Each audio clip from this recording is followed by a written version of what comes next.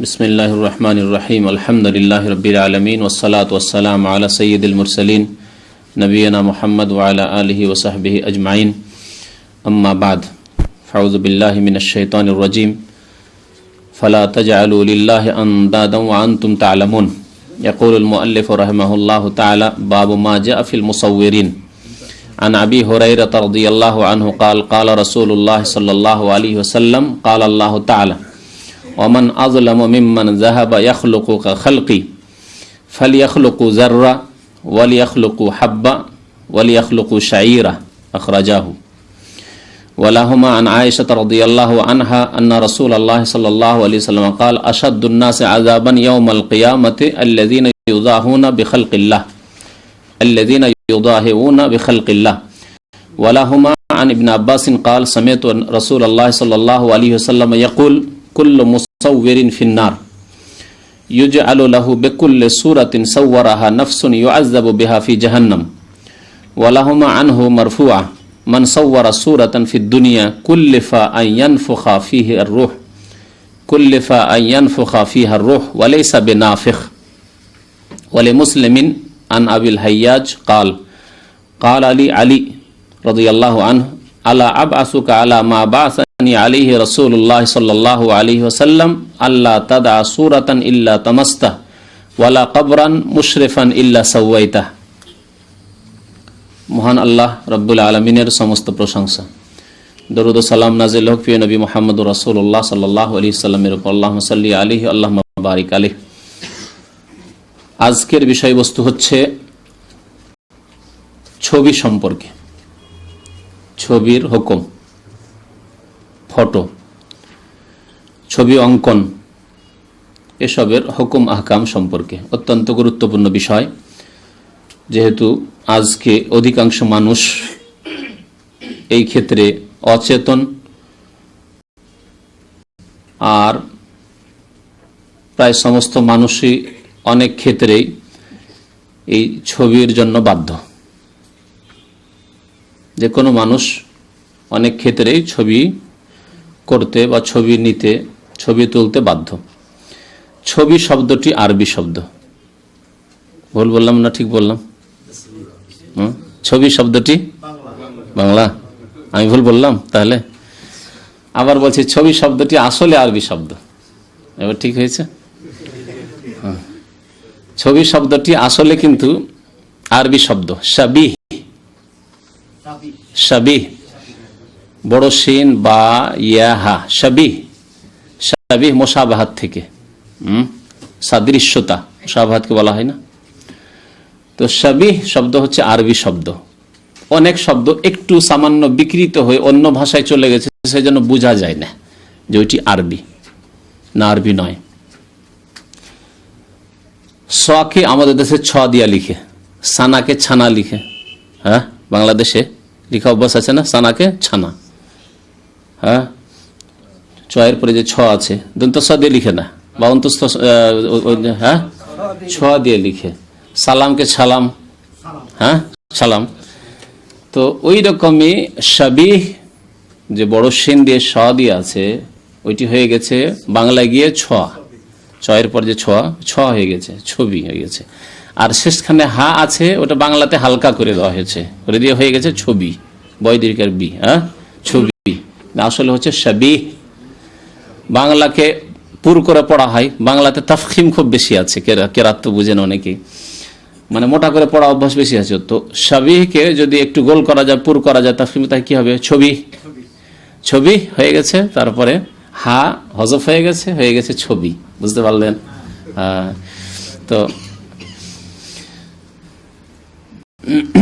তো শাবিহ থেকে ছবি শব্দটি, যদিও ছবি খুব সুন্দর বাংলা, কিন্তু শব্দটি আসলে আরবি থেকে ধার করা শব্দ।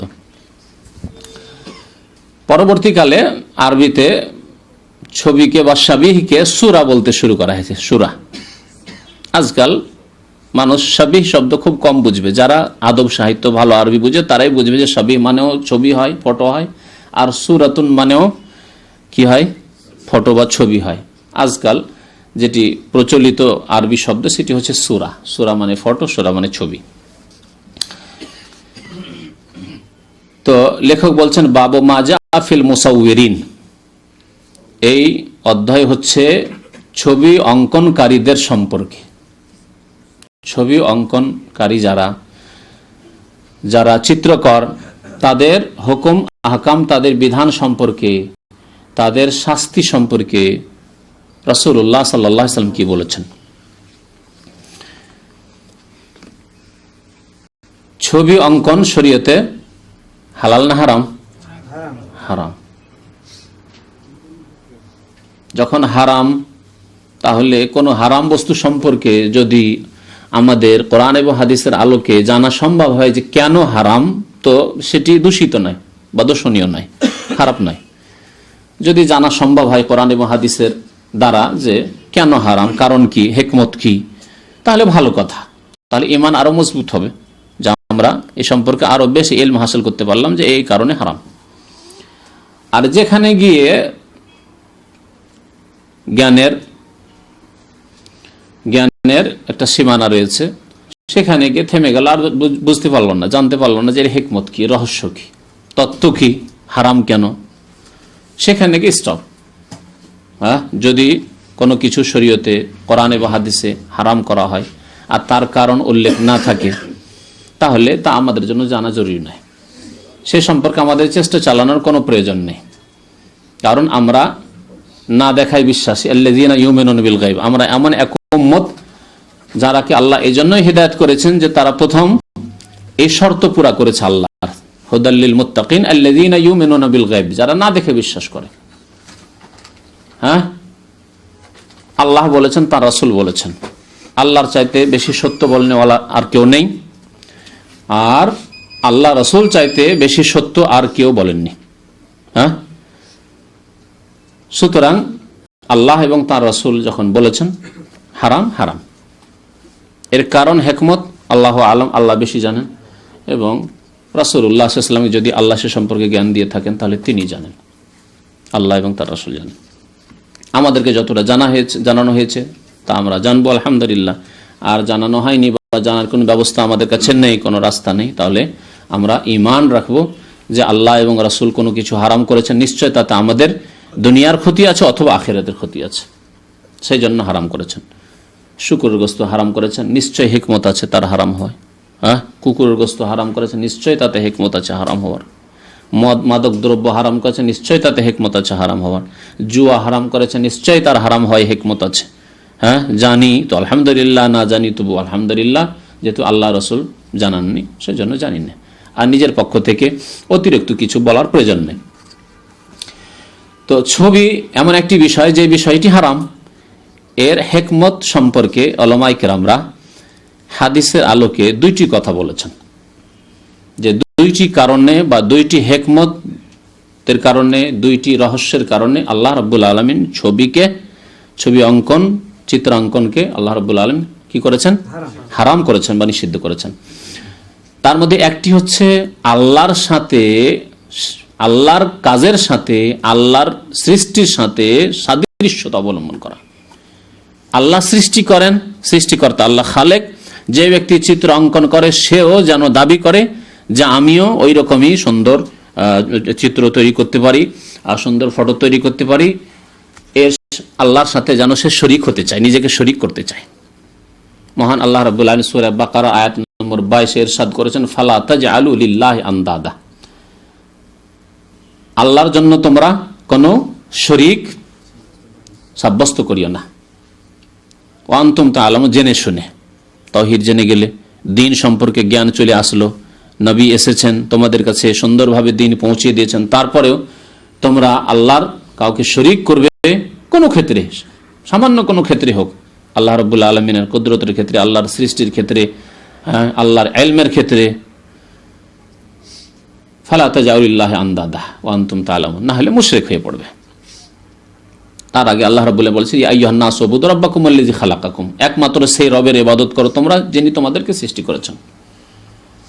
আর তারপরে শিরক করতে নিষেধ করেছেন, একমাত্র আল্লাহর ইবাদত করো যিনি তোমাদের রব, সৃষ্টিকর্তা, আর তোমরা তার সাথে কাউকে শরীক করিও না। একটি হিকমত তাহলে, কারণ অনেক ভালো চিত্রকর আছে যারা খুব সুন্দর চিত্র অঙ্কন করতে পারে, পাথর কেটে এত সুন্দর চিত্র বানাইতে পারে, হুবহু ওই লোক বানিয়ে দিয়েছে। লোক ধরে আরে সেই লোকই তো, একেবারে সেই লোক, সেম সেম বানিয়েছে। যারা হয়তো তার জীবদ্দশায় দেখেছে, ধরেন এমন কোন ব্যক্তি আজকাল তৈরি করা হচ্ছে না ওইরকম, তো একেবারে কার্ল মার্কস, একেবারে দেখো একেবারে গান্ধী, এমন করে পাথর কেটে তৈরি করেছে, চিত্র তৈরি করেছে, একেবারে গান্ধী, একেবারে রবীন্দ্রনাথ ঠাকুর, একেবারে শেখ মুজিব, একেবারে জিয়া, সেম সেম বানিয়েছে, তাই না? তাহলে এই ক্ষেত্রে যেই ব্যক্তি এই চিত্র অঙ্কন করে তার অন্তরে কথা আসতে পারে যে আমি এত সুন্দর তৈরি করতে পারি, চিত্র অঙ্কন করতে পারি। আর যারা দর্শক দেখছে তারা প্রশংসা তার করতে করতে আল্লাহর মতো এত সুন্দর করে একবার হুবহু যেমন ছিল মুজিব তেমনই মুজিব তৈরি করেছে। কি বলে ওটাকে, স্ট্যাচু না কি বলে, ভাস্কর্য তো তৈরি করেছে। তাহলে প্রশংসা করতে গিয়ে আল্লাহ যেমন প্রশংসা করে, বরং অনেক সময় আল্লাহর প্রশংসা ভুলে গিয়ে মানুষের প্রশংসা করে যে কি তৈরি করেছে সত্যি। এই জন্য ছবি অঙ্কন করা কি হারাম, যে আল্লাহর সাথে সাদৃশ্যতা, ওয়ালাম ইয়াকুল্লাহু কুফুয়ান আহাদ, আল্লাহর কোনো নেদ নেই, কোনো শরিক নেই, কোনো কুফু নেই, কেউ বরাবর নেই, সমতুল্য নেই, সমকক্ষ নেই, কোনো ক্ষেত্রেই শরিক নেই আল্লাহর। দ্বিতীয় কারণ হচ্ছে যে মানব জাতির ইতিহাসে শিরকের কারণ হচ্ছে দুইটি। শিরকের কারণ হচ্ছে দুইটি। আদম আলাইহিস সালাতু সালাম প্রথম মানুষ, তার যুগে শিরক ছিল না, কিন্তু পরবর্তীকালে প্রথম যখন শিরক শুরু হয় তখন কিসের মাধ্যমে শিরক শুরু হয়েছে? একটি হচ্ছে চিত্র অঙ্কন। যারা ভালো ভালো সলেহীন নূহ আলাইহিস সালামের পূর্ব জামানায় যে ভালো লোকগুলি মারা গিয়েছিল, সৎ মানুষরা, তাদেরকে অত্যন্ত ভালোবাসত, তাদের ভালোবাসায় তারা একেবারে অশান্তি ভোগ করতো, তা থাকতে পারছে না। শয়তান এসে তাদেরকে বলছিল ওই রকম চিত্র অঙ্কন করো, আর তো যেখানে করে তার নামাজ টামাজ পড়বে, ইবাদত বন্দী করবে, তোমাদের উপাসনালয় সামনে রেখে দাও, দিয়ে আল্লাহর ইবাদত বন্দী করো। চিত্র অঙ্কন প্রথম হলো, তারপরে কিছুদিন পর ওই লোকগুলি, বুড়া লোকগুলি যখন মারা গেল, যারা চিত্র অঙ্কন করেছিল মহব্বতের জন্য, ভালোবাসার জন্য, সামনে রাখবো তাহলে আমাদের ইবাদত বন্দিগিতে বেশি আগ্রহ জন্মাবে, বেশি মন লাগবে, আর একগ্রচিত্তে আল্লাহর ইবাদত বন্দি করতে পারো। ইবাদত আল্লাহরই করতো, কিন্তু সামনে তারা কি রাখতো? ওই মূর্তিগুলিকে রাখতো, চিত্রগুলিকে রাখতো। তারপরে যখন ওই জেনারেশন মারা গেল, পরে জেনারেশন আসলো, তখন শয়তান দেখলো যে এরা তো আরো অজ্ঞ, জাহেল, তো এদেরকে তো খুব সহজে গুমরা করা যায়, মুশরিক বানিয়ে দেওয়া যায়। তখন বললো তোমরা কি করছো? বলছে আল্লাহর ইবাদতবন্দি করছে। এগুলো কি? বলছে এগুলি আমাদের ওলিয়া উলিয়া সৎ লোক সলেহীন এরা ছিল, সামনে রেখেছি যাতে করে আমাদের বাপদাদারা এই কাজই করতো, যে এদের সাথে মহব্বত করি আমরা, সুতরাং এদের ছবিগুলি দেখলে যে এত শত লোক ছিলেন, তো আমরাও সৎ হওয়ার চেষ্টা করবো। সহিহ বুখারীতে এই রিওয়ায়াত আছে না নেই? সহিহ বুখারী শরীফে আব্দুল্লাহ বিন আব্বাস রাদিয়াল্লাহু তাআলা আনহুমা এই রিওয়ায়াত বর্ণনা করেছেন। প্রথম মানব জাতির মধ্যে শিরক এভাবে ঢুকে। তখন ইবলিস শয়তান তো আর ওই ইবলিস শয়তান হয়ে আসেনি, সে বড় হুজুর হয়ে এসছে। একবার বড় হুজুর হয়ে এসছে, বড় পীর মুর্শিদ হয়ে এসছে, ওলি সেজে, আল খাল্লা জুব্বা লাগিয়ে, টুপি টাপি লাগিয়ে, বড় দাড়ি নিয়ে একবার এভাবে এসছে।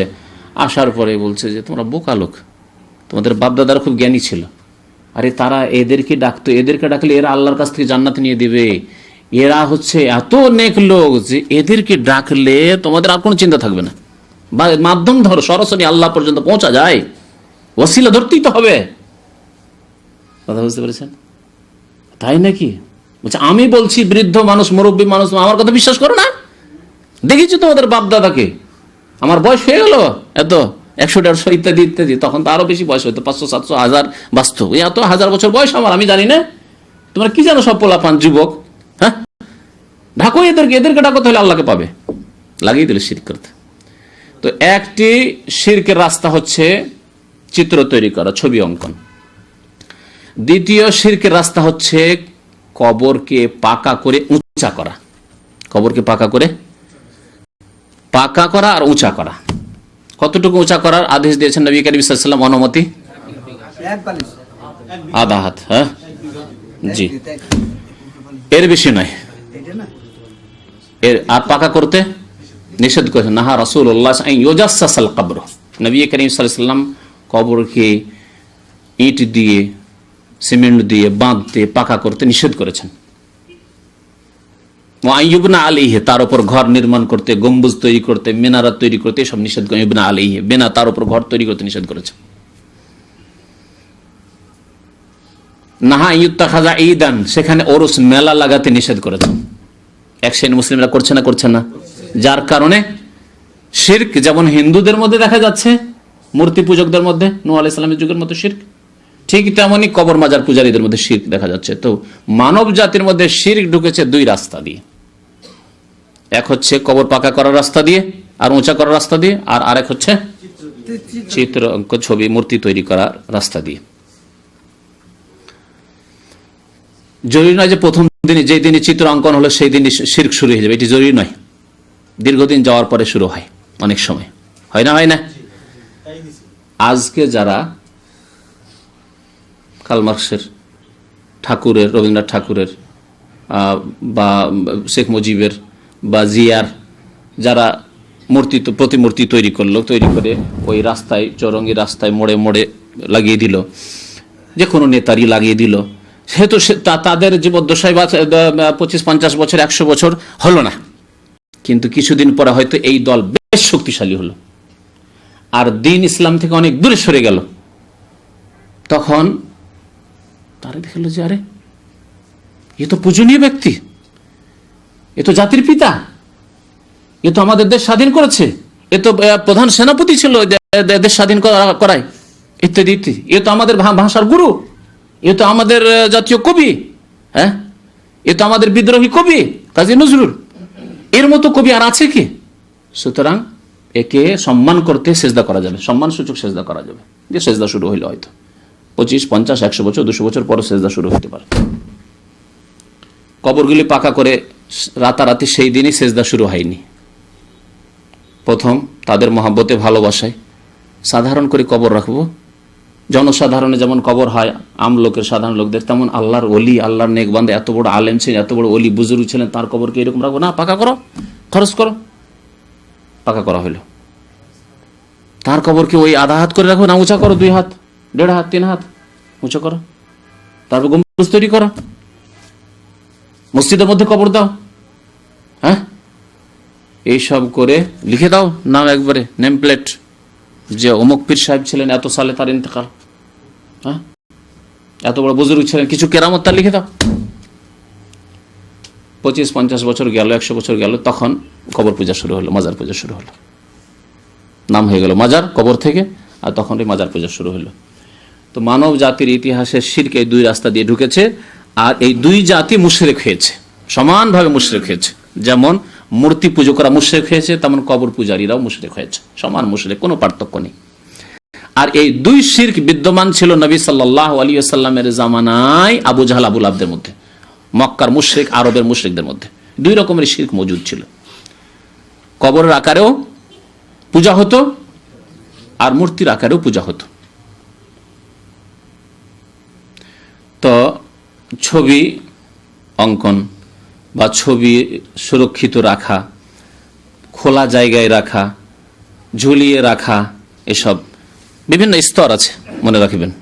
ছবি অঙ্কনের বা ছবি ঝুলিয়ে রাখা, ছবি রাখার, ছবি হেফাজত রাখার বিভিন্ন স্তর আছে, সবগুলি সমান নয়। সবগুলি সমান নয় বলার উদ্দেশ্য হচ্ছে যে একজন লোক পাথর দিয়ে তৈরি করলো একটা ছবি, চিত্র অঙ্কন করলো, একজন লোক মাটি দিয়ে, কাদা দিয়ে তৈরি করলো, হ্যাঁ, এদের হিন্দুদের মূর্তির মতো, দেবী দেবতার মতো, হ্যাঁ, পুতুল, প্রতিমা তৈরি করলো। আর আরেক ছবি, সেও ছবি অঙ্কন করছে, সে কি ছবি অঙ্কন করে না? ছবি অঙ্কন করছে, অঙ্কন করছে, সে চিত্র অঙ্কন করছে। আর আরেকজন হাত দিয়ে সুন্দর করে ওয়ালে বা একেবারে ন্যাশনাল হাইওয়ে বা যেখানে লোকজনের সমাগম বেশি, সেই রকম জায়গায় বিরাট ছবি লাগিয়ে রাখলো। একটা শহরে ঢোকার যে মেন রাস্তা আছে, সেই রাস্তার উপর ছবি লাগিয়ে রাখলো, ওই এক ছবি, কিন্তু সেটা পাথর দিয়ে তৈরি নয়, মাটি দিয়ে তৈরি নয়, কাগজের ওপর, প্লাস্টিকের ওপর রং দিয়ে, কালার দিয়ে ছবি অঙ্কন, ওই এক ছবি। সবগুলি কি সমান? আচ্ছা। আর একজন এই ফটোগ্রাফির ছবি, হ্যাঁ, গেল কোন স্টুডিওতে ফটো তৈরি করলো, বড় ধরনের তৈরি করলো, ফুল ছবি তৈরি করলো, তৈরি করার পর নিজের বাড়িতে ঝুলিয়ে রাখলো। বা প্রবাসী, অনেক প্রবাসী এরকম আছে, হ্যাঁ, নিজের স্ত্রীর, ছেলে মেয়ে যে 2-1 আছে, ছবিগুলিকে নিয়ে মাথার কাছে রেখেছে, যতক্ষণ ঘুম না আসে তাকাই দিয়ে থাকে। আমি দেখেছি সেজন্য বলছি, না দেখে বলছি না। বহু প্রবাসীদের ঘরে গেছি, তাদের ঘরে এরকম দেখেছি। কিং ফাহাদ ইউনিভার্সিটিতে এক ফ্যামিলি বাসায় গেলাম, তো দাওয়াত করেছে, তো ফ্যামিলিকে সেখান থেকে আউট করে দিয়েছে অন্য বাসাতে। এক বাসায় ফ্যামিলিদের বন্দোবস্ত করেছে খাবার, আরেক বাসায় সব ব্যাচেলরদের বন্দোবস্ত করেছে। তো কিন্তু বাসাটা ফ্যামিলি বাসা, প্রফেসরের বাসা। তো সেখানে ঢুকেছি, কিন্তু যে অবস্থায় আছে তার বাড়িটা ওদের অবস্থায় থেকে গেছে, ছবিটা থেকে গেছে ওই অবস্থায়, মহিলা নেই কিন্তু ছবি থেকে গেছে। পুরুষ লোকেরা সেই দিন দাওয়াত, দেখছি তার বুড়ো বুড়ি, মা বাবা সব, তারপরে ছেলে মেয়ে, তারা স্বামী স্ত্রী ছবি রাখে। যেখানে শুয়ে আছে তার পাশে মাথার কাছে একটা টেবিল রাখা আছে, টেবিল রাখা আছে। হ্যাঁ, মাশাআল্লাহ তাবারাকাল্লাহ। কিন্তু আপনি রাখেননি তো। আবার এরকম কথা বললে মানুষ ভাবে যে আপনি রেখেছেন হয়তো। হ্যাঁ, আপনি রাখেননি তো। আচ্ছা আচ্ছা, ঠিক আছে। আল্লাহ হিদায়াতের মালিক। ওয়া ইউদরিল্লাহু ফামা লাহু মিন হাদ। আল্লাহ যাকে গোমরাহ করবে তাকে কোনো শক্তি হিদায়াত করতে পারবে না। এই জন্য তো জুমা মসজিদে বললাম যে অনেকে আলেম টাইটেল কামেল হাফেজ হয়েও ফাসেক, আবার অনেকে নিরক্ষর, কিছুই জানে না, হয়তো আপনার মতো সাধারণ মানুষ, কিন্তু আলহামদুলিল্লাহ মুত্তাকি পরেজগার, পাপ করেন না, আলহামদুলিল্লাহ, ভাগ্যবান সে। যেমন দুনিয়ার ক্ষেত্রে আল্লাহ রাব্বুল কাউকে কম দিয়েছেন, কাউকে বেশি দিয়েছেন, তেমন দিনের ক্ষেত্রে, ধার্মিকতার ক্ষেত্রে, পরেজগারির ক্ষেত্রে, আল্লাহ ভীরতার ক্ষেত্রেও কাউকে কম দিয়েছেন, কাউকে বেশি দিয়েছেন। ভালো ভালো আলেম হয়ে তাকওয়া পরেজগারি নেই, ইমানদারি আমানত নেই, খেয়ানত। আমি জানি বহু এরকম আলেমকে যে তাকে ধার দিয়ে দিলে ফিরিয়ে পাওয়া যাবে না, অথচ আলেম। দাম্মামও জানি আমি, সারা দুনিয়া দেশের কথা বলতে হবে না, দাম্মামের মতো একটা ছোট শহরেও এমন কিছু আলেম আছে যে একবার আমার কাছে ধার করে চেয়ে ফেললো। তারপরে তো আমি একটু ভাবলাম যে ঠিক আছে, লোকটার সাথে কোনো আদান প্রদান করা যায়নি, তো ঠিক আছে, আচ্ছা চেষ্টা করব বলে দু একজনের কাছে কথাটা আলোচনা করলাম বন্ধু মহলে, যে অমুক আলেম এরকম ধার চাইছিল আমার কাছে। যে তাই নাকি, আপনাকে ফাঁসাবার চেষ্টা করেছে? খবরদার, খবরদার। কেন বলছে? আমাদের সাথে হয়ে গেছে, আমাদের সাথে হয়ে গেছে। অনেকের পড়ে আছে টাকা পয়সা বছরকে বছর, কত বছর ধরে। আর অনেকে আদায় করেছি, এইভাবেও আদায় করেছি যে টাকা দিয়ে ওঠেন এখান থেকে, মান সম্মান বাঁচাতে যান, টাকা এখান থেকে দিয়ে যান, এইভাবে আদায় করতে হয়েছে। কিন্তু হয়তো একজন সাধারণ অশিক্ষিত মানুষ এরকম এত খেয়ানতকারী নয়, হয়তো ও আদা বুঝেছে। যদি না দিতে পারে এসে হাত মাথা, ভাই আজকে তো আদা ছিল, দিতে পারলাম না ভাই, মাফ করবেন না, কি করবো আমি। বুঝতে পেরেছেন? তাহলে যেমন দুনিয়ার ক্ষেত্রে আল্লাহ কাউকে বেশি রিজিক দেন, কাউকে কম দেন, ঠিক তেমনি দিনের ক্ষেত্রে কাউকে ইমানদারি বেশি দেন, আমল বেশি দেন, কাউকে কম দেন। চেষ্টা করলে আল্লাহ বরকত দেবে। জি, ফিরে আসে আসল বিষয়। কোথায় ছিলাম, কোথায় নিয়ে চলে গেলেন আপনারা? ছবির বিভিন্ন স্তর আছে। হ্যাঁ হ্যাঁ হ্যাঁ। তারপরে কেউ কিন্তু বড় বড়রা আসছে, অনেকেই প্রায় লোকে দাড়িওয়ালা অনেকে আছে, কিন্তু কেউ এটা কাজ করছে না। ছবিটাকে নেওয়ার পরে আমি তো নিচে রেখে দিলাম, নিচে আমাকে গুটিয়ে ভিতরে রেখে দিলাম। ওদের সামনে বেশ কিছু লোকেরা ছিল, দেখলো। কথা হচ্ছে যে কমপক্ষে আপনি যেখানে দাওয়াত খেতে যাবেন, কোনো জায়গায় আপনি যাবেন, আপনাকে ডাকা হইল, আর সেখানে গিয়ে একটি মুনকার অন্যায় ইসলাম বিরোধী কাজ দেখলেন, সেটা যদি নির্মূল না করতে পারেন, সেটা সেখান থেকে যদি সরিয়ে না দিতে পারেন, তাহলে আপনার জন্য সেখানে দাওয়াত খাওয়া ঠিক নয়, জায়েজ নয়। যদি আপনার ক্ষমতা না থাকে তাহলে, আর জানেন যে এখানে গুনার কাজ হবে, যাবেন না আপনি। বিয়ে শাদীতে আমাদের দেশে অনেক অন্যায় কাজ হয়, পাপের কাজ হয়। এমন বিয়ে শাদীতে যাবেন না যেখানে আপনার ক্ষমতা নেই, কিছু লা হাওলা ওয়ালা কুওয়া, আপনার কোনো ক্ষমতা নেই, আর আপনি শুধু সেখানে খাবেন না, অথচ একজন আপনি ভালো মানুষ, ধার্মিক মানুষ, আপনাকে অনেকে আপনার দোহাই দিবে যে অমুক আলেম তো ছিলেন, অমুক এত গণ্যমান্য ব্যক্তি, উনি সৌদি আরবে এতদিন ধরে থাকেন, তিনি তো ছিলেন, সেখানে গিয়ে আমরা ভিডিও ক্যামেরা করেছি, এই করেছি, নতুন একে বসিয়েছি, কি বলে, পাত্রীকে বসিয়েছি, সবকে বসিয়েছি, সবাই দেখেছে, গিফট দিয়েছে, হ্যাঁ, দর্শন করেছে, ইত্যাদি ইত্যাদি। দলিল হয়ে যাবে না, জায়েজ নয়। যা অন্যায় কাজ হতে থাকবে আর আপনি সেখানে বসে থাকবেন, হয় অন্যায়কে সেখান থেকে মুছে ফেলেন, আর না হলে সেখান থেকে সরে যান, বলেন আমি থাকলাম না তোমাদের এই অন্যায়, আমি তোমাদের গুনায় শরীক হব না, তোমাদের সাথে আমি হালাক হব না। হ্যাঁ, তোমরা এমন জাহাজে চেপেছে যে জাহাজ ছিদ্র, সুতরাং তোমরা ডুবে ধ্বংস হবে, আল্লাহর আযাবে ধ্বংস হবে, আমি সেই ছিদ্র জাহাজে থাকবো নাকি, আমি জাহাজ থেকে সরলাম।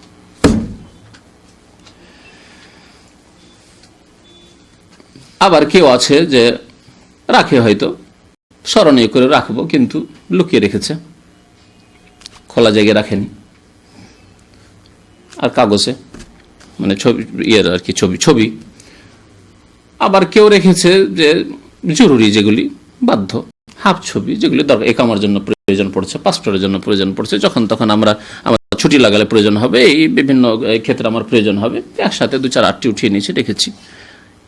এটি জায়েজ ক্ষেত্র, সবগুলি ক্ষেত্রে আযাব শাস্তির কথা নেই। জায়েজের ক্ষেত্র কোনখানে? যেখানে আপনি বাধ্য, আপনার ছবি না হলে চলবে না, ছবি না হলে হজ করা যাবে না। যাবে কি? কেউ যদি আমি হজ করবো কিন্তু ছবি তুলবো না, হবে? হবে না। আমি বিদেশে চাকরি করব কিন্তু আমি ছবি তুলবো না, হবে? হবে না। আমি থাকবো এক আমায় ছবি লাগাইতে দেবো না, চলবে? চলবে না।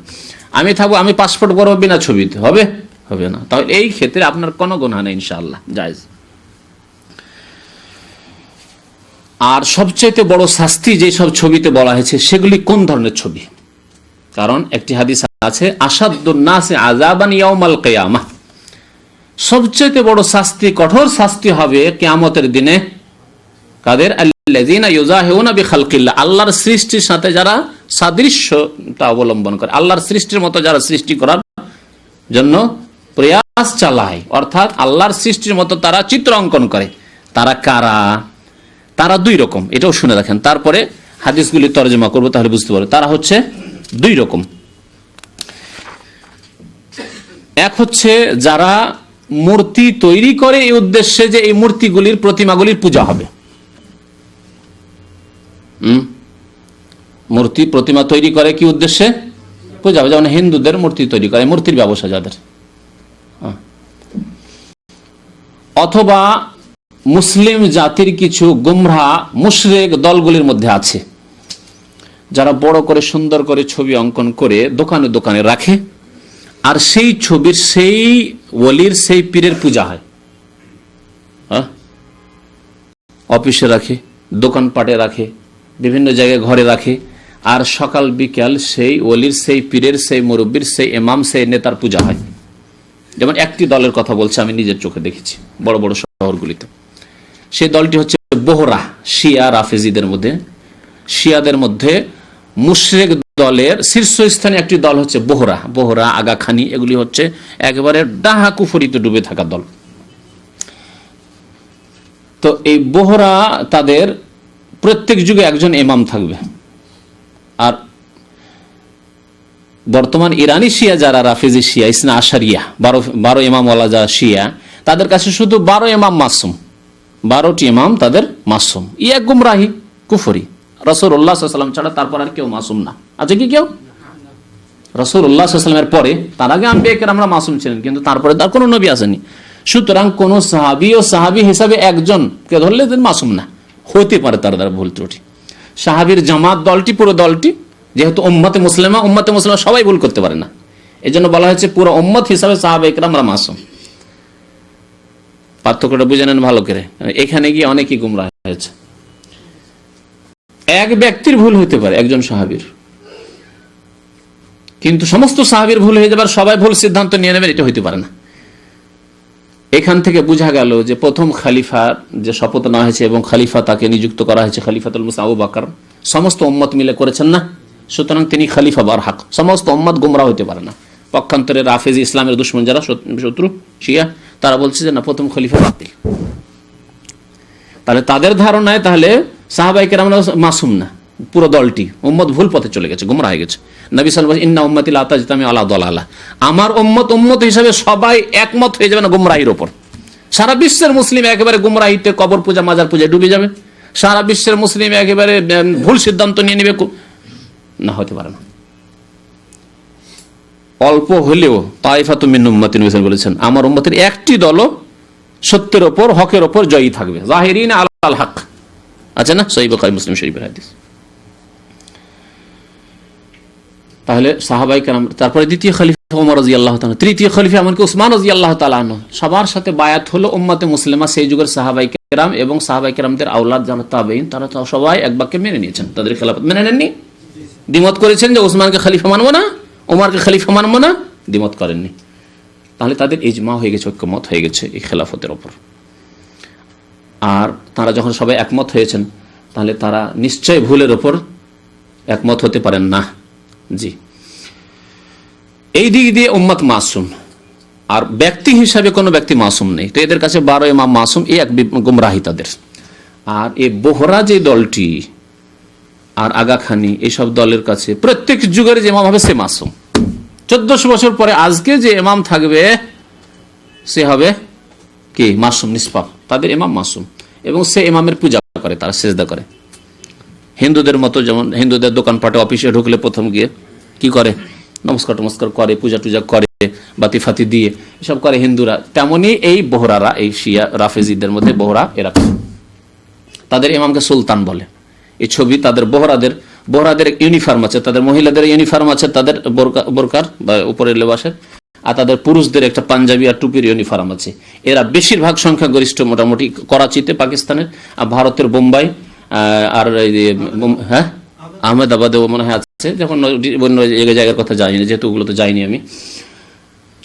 তো এদের যেখানেই দোকানপাট আছে, এরা পয়সাওয়ালা, সেখানে তাদের ওই সুলতানের ছবি দোকানে থাকবে, অফিস থাকলে অফিসে থাকবে, আর সকাল বিকেল ঢুকলেই ওর পূজা দিবে, তারপরে তখন কাজকর্ম তার ব্যবসা বাণিজ্য শুরু করবে। এ মুশরিক দল, এই ছবির পূজা।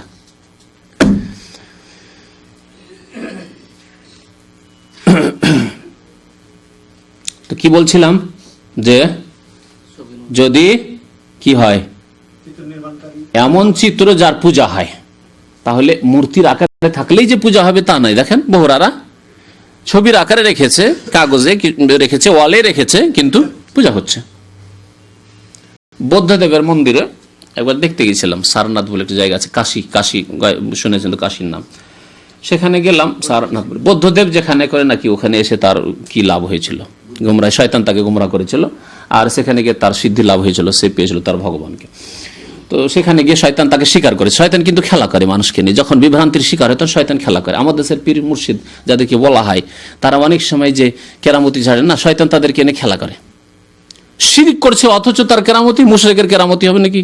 তাতে জাদুকর কেরামতি হবে, ঠিক না? তো জাদুকর অলৌকিকতা দেখা, আর শিরক কুফরি কবর মাজার পূজা করে অলৌকিকতা যদি দেখায়, তাহলে জানতে পারলে শয়তান তাকে নিয়ে খেলা করছে। শয়তান কিছু এমন কিছু দেখিয়ে দিচ্ছে যে সে আত্মহংকারে ফুটে পড়ছে যে আরে আমার মতো আছে কি অলি কামেল, দেখো আমার হাতে অনেক কিছু দেখাইতে পারছি আমি। আর শয়তান ওকে নিয়ে খেলা করছে যে তোকে তো মুশরিক বানিয়ে দিয়েছি, চিরকাল তো তোকে জাহান্নামে নিয়েই থাকবে একসাথে। তো ওয়ালে, হ্যাঁ বলছিলাম যে ওই সারনাথে বৌদ্ধদেব মন্দিরে গিয়ে দেখলাম ওয়ালে ছবিতে ভর্তি আছে, ওয়ালে ছবি অঙ্কন করা, মূর্তির মতো নয়, ছবি অঙ্কন। মূর্তি তো আছেই, এমনি দেখা আছে ঘরের মধ্যে, সেই মন্দিরের মধ্যে, কিন্তু গোটা ওয়ালটাতে বৌদ্ধদেবের ছবি আর তার সহচর যারা আছে শান্তি ভক্ত, তাদের বেশ কিছু ছবি আছে, সেগুলির পূজা হচ্ছে। তাহলে ওয়ালে ছবি, তারও পূজা হচ্ছে। তো এইরকম চিত্র যদি অঙ্কন করে, ওয়ালেই চিত্র অঙ্কন হচ্ছে, কিন্তু সেই ছবির পূজা হবে বা পূজা হওয়ার আশঙ্কা আছে, তাহলে আসাদুন নাস আযাবান, সবচেয়ে কঠোর শাস্তি ওই লোকের যে ব্যক্তি এই চিত্র অঙ্কনগুলি করেছে। প্রিয় নবী মুহাম্মদ রাসূলুল্লাহ সাল্লাল্লাহু আলাইহি ওয়াসাল্লাম 1400 বছর আগে যখন মক্কা বিজয় হলো, তখন কাবার ভিতরে ঢুকলেন, কাবার ভিতরে ঢুকলেন, 2 রাকাত নামাজ পড়েছিলেন কাবার ভিতরে ঢুকে। কাবার ভিতরে ঢুকেই দেখলেন যে কাবার ভিতর দেয়ালে ইব্রাহিম আলাইহিস সালাম আর ইসমাইল আলাইহিস সালাম দুইজনের ছবি অঙ্কন করা আছে বলে, বুঝলেন? নবী সাল্লাল্লাহু আলাইহি ওয়াসাল্লাম বললেন আল্লাহর কসম করে বলছি, আল্লাহর কসম করে বলছি, ইব্রাহিম আলাইহিস সালাতু সালাম আর ইসমাইল আলাইহিস সালাম এইরকম মুশরিক ছিলেন, মা কানা মিনাল মুশরিকিন, তারা মুশরিক ছিলেন না। এবং তাদের হাতে তীর ধনুক দিয়ে দিচ্ছে। হ্যাঁ, মানে হিন্দুদের অনেক দেবী দেবতার হাতে তীর ধনুক থাকে, বা বৌদ্ধদের তীর ধনুক দিয়ে দিচ্ছে। কারণ শিরকের ধর্ম একই ধর্ম, কবর মাজার পূজার ধর্ম, মিশরের কবর মাজার পূজা হোক, আর বাংলাদেশের কবর মাজার পূজা হোক, আর পাকিস্তানের হোক, আর ভারতের হোক, সব একই। কিন্তু ওই রকমই মূর্তি পূজা, ইব্রাহিম আলাইহিস সালামের যুগের মূর্তি পূজা আর হিন্দুদের মূর্তি পূজা আর মক্কা মুশরিকদের মূর্তি পূজা একই পূজা। হ্যাঁ, নবী সাল্লাল্লাহু আলাইহি ওয়াসাল্লাম ওয়াল্লাহি লাম ইস্তাকসিমা, এরা ভাগ্য নির্ণয় করেনি এই তীর দিয়ে। মক্কার মুশরিকরা ভাগ্য নির্ণয় করতো, কোন সফরে যেতে হলে তীরগুলো বের করতো, আর বের করাবে দেখতো যে হ্যাঁ বলছে তীরে না বলছে, হ্যাঁ না কেমন করে বলবে, তীরে লেখা থাকতো নাম লা, তীরটা বের করতো, তীরের যে থলে আছে থলে থেকে বের করতো, তীরদানি থেকে। আর বের করার পরে দেখতো যে এতে নাম লেখা আছে না, সফরে যাবো না যাবে না, শুভ হবে না হবে না। যদি হ্যাঁ নাম, হ্যাঁ যাও, ঠিক আছে। তীর বলছে যে যাও, ভাগ্য ভালো হবে। তীর বের করলে তো লা, যাওয়া যাবে না, না সফর খারাপ হবে, যাওয়া যাবে না। অনেকে বিদেশ আসার জন্য গণকদের কাছে দেখাতে যায়, হাত দেখাতে যায় যে বিদেশ যাচ্ছি, 1.5 লাখ 1.5 লাখ টাকা 2 লাখ টাকা দিয়ে ভিসা কিনছি, যাবো না, সিঙ্গাপুর যাচ্ছি, মালয়েশিয়া যাচ্ছি, সৌদি আরব যাচ্ছি, কুয়েত যাচ্ছি, যাবো না, একটু দেখেন তো আমার। হ্যাঁ ঠিক আছে, যাও। এই গল্পগুলি বাড়িতে করছে, আর হঠাৎ করে টিক করে উঠেছে। হ্যাঁ ঠিক যাও, ঠিক দেখছো না, আছে না? আল্লাহু আকবার। মুশরিক টিকটিকিকে আলেমুল গায়েব মনে করলো, নিজেকে আলেম, নিজে কত অসহায়, মূর্খ বোকা অসহায়, যে নিজে আলেমুল গায়েব না, গায়েব জানে না যে আমার ভাগ্য ভালো হবে কি হবে না, কিন্তু ঠিক করেছে যে আলেমুল গায়েব হয়ে গেল। সুবহানাল্লাহ। আল্লাহ ছাড়া অন্যের যে পূজা করে কিভাবে গোমরাহ দেখলেন, টিকটিকি মাবুদ বানিয়ে ফেললো। আল্লাহু আকবার। তো নবী সাল্লাল্লাহু আলাইহি ওয়াসাল্লাম বললেন যে ইব্রাহিম এবং ইসমাইল আলাইহিসসালাম কোনদিন তারা ভাগ্য নির্ণয় এভাবে তীর দিয়ে করেনি, তীরবাজি করেননি তারা। তারপরে সেগুলিকে সবগুলিকে নিশ্চিহ্ন করার হুকুম দিলেন, আদেশ দিলেন নবী সাল্লাল্লাহু আলাইহি ওয়াসাল্লাম। সে শিরকগুলিকে নির্মূল করা হলো। তো বলছিলাম একটি অবস্থা, তাই না? দ্বিতীয় অবস্থা কোন অবস্থায় কঠোর শাস্তি হবে? চিত্র অঙ্কন করলে, যে চিত্র অঙ্কন করছে আর চিত্র অঙ্কন যারা করে তাদের মধ্যে যদি খুব ভালো পারদর্শী হয় এই সাবজেক্টে, তাহলে অহংকার চলে আসতে পারে যে আমি এমন চিত্র অঙ্কন করি যে আমার মতো সুন্দর চিত্র অঙ্কন কে করতে পারে। এমন কি আল্লাহ বলেন মানুষকে যে তৈরি করেছেন, এই যে মানুষ এই তো কুৎসিত, এর গাল বসে আছে, কি আছে, এর চাইতে আমি সুন্দর তৈরি করতে পারি, বা এইরকমই আমি পারি, যেমন মানুষ জন্মিচ্ছে ওই রকমই, শুধু আমি আত্মাটা দিতে পারি না, বাকি সব করতে পারি। আসতে পারে না মনে অহংকার আসতে পারে। যদি এইরকম ধারণা আসে যে আমি যে চিত্র অঙ্কন করছি তা আহসানু মিন খালকিল্লাহ, আল্লাহর সৃষ্টির চাইতে বেশি সুন্দর, অথবা আল্লাহর সৃষ্টির মতোই, শুধু পারি না আমি আত্মা দিতে, ওখানে কি হার মানতে বাধ্য যেহেতু অসহায়, আর বাকি আমি পারি, অথচ পারে না। আল্লাযী খালাকা ফাসাওয়া, আরে তুমি তো দেখে তৈরি করছো, আর আল্লাহ রাব্বুল বাদিউস সামাওয়াত, তিনি তো কোন রকমের তার কাছে নমুনা ছিল না যে এইরকম মানুষের মতো আর কোন সৃষ্টি ছিল, তাকে দেখে আল্লাহ মানুষ আদম বানিয়েছেন, এরকম করেছেন কি? কামা বাদানা আউয়াল খালক, আল্লাহ রাব্বুল প্রথম আরম্ভ করেছেন সৃষ্টি তৈরি করা, তার আগে কোন সৃষ্টি ছিল না, কোন নমুনা ছিল না যা অনুকরণ করে তিনি সৃষ্টি করেছেন। কিন্তু এইরকম ধারণা আসতে পারে, যদি এইরকম কোন ধারণা আসে, চিত্র অঙ্কনই করলো পূজার জন্য না, কেউ পূজা করবে না তার চিত্রের, কিন্তু চিত্র অঙ্কন করে বড় বড় আর্টিস্ট যারা হয় তাদের মধ্যে এইরকম অহংকার ঢুকে যায় যে আমি যেমন আমাকে বলবে যে এইরকম তৈরি করে, এরকম তৈরি করে দেবো, নাক, নকশা, হাত, পা, চোখ, যা যেভাবে বলবে সেভাবে তৈরি করে দিতে পারবো। যদি এইরকম ধারণা আসে, আসাদুন নাসি আযাবান ইয়াউমাল কিয়ামাহ, কিয়ামতের দিনে সবচাইতে কঠোর শাস্তি হবে এই দুই শ্রেণীর মানুষকে। আর বাকি অন্যরা যারা হয়তো স্টুডিওতে ছবি তৈরি করছে, স্টুডিওর ব্যবসা, তাদের হুকুম কি? যারা এমনি চিত্র অঙ্কন করছে কিন্তু এরকম ধারণা করে না, আমি পারি, কোন রকম চিত্র অঙ্কন করতে পারি, হ্যাঁ, হারাম এবং কাবিরা গুনাহ, হারাম এবং কাবিরা গুনাহ। জি, ছবি অঙ্কন করা এক কথায় কাবিরা গুনাহ, আর তার মধ্যে সবচেয়ে কঠোর শাস্তি কাদের হবে? দুই শ্রেণীর লোককে, যারা পূজা করার জন্য মূর্তি তৈরি করে দিচ্ছে, অথবা চিত্র অঙ্কন করে দিচ্ছে, অথবা চিত্র অঙ্কন করার মাধ্যমে সে ধারণা করছে যে আমি এই আল্লাহর মতো চিত্র অঙ্কন করতে পারি। হ্যাঁ, জি। তারপরে হাদিসগুলি এখন দেখুন। প্রথম হাদিস বুখারী মুসলিম শরীফের হাদিস। আন আবি হুরায়রা রাদিয়াল্লাহু তাআলা আনহু, আবু হুরায়রা রাদিয়াল্লাহু তাআলা আনহু বলছেন যে ক্বালা রাসূলুল্লাহ সাল্লাল্লাহু আলাইহি ওয়াসাল্লাম, রাসূলুল্লাহ সাল্লাল্লাহু আলাইহি ওয়াসাল্লাম ইরশাদ করেছেন, ক্বালা আল্লাহু তাআলা, মহান আল্লাহর বাণী, মহান আল্লাহ ইরশাদ করেন কি? তাহলে এই হাদিস হাদিসে কুদসি। হাদিসে যদি আল্লাহর বাণী নকল করা হয় তার নাম হাদিসে কুদসি, আর কোরআনে কারিমে থাকে তাহলে তো কোরআনে কারিম কালামুল্লাহ, কোরআনের বাণী। ওয়ামান আযলামু মিম্মান যাহাবা ইয়াখলুকু কা খালকি, আল্লাহ কি বলছেন? ওয়ামান আযলাম, ওর চাইতে বড় জালিম আর কি আছে পৃথিবীতে, যেই ব্যক্তি কি করে, মিম্মান যাহাবা ইয়াখলুকু কা খালকি, আমার সৃষ্টির মতো সৃষ্টি করতে যায়, বা সৃষ্টি করতে প্রয়াস চালায়, চেষ্টা করে যে আমি আল্লাহর মতো সৃষ্টি করে দেবো, ওই লোকটি যেমন নাক নকশা ছিল বা আছে ওই রকম আমি তৈরি করে দিই, চিত্র অঙ্কন করে দিতে পারবো, এত পারদর্শী আমি। ওর চাইতে বড় জালেম যে এইরকম দাবিদার হয় যে আল্লাহর মতো কাখাল কি বলা হয়েছে, তাহলে বুঝলেন যে কঠোর শাস্তি কার হবে? এই শ্রেণীর লোকদের হবে, যে আমার সৃষ্টির মতো যারা সৃষ্টি করার প্রয়াস চালায় তার চাইতে বড় জালেম আর কি আছে?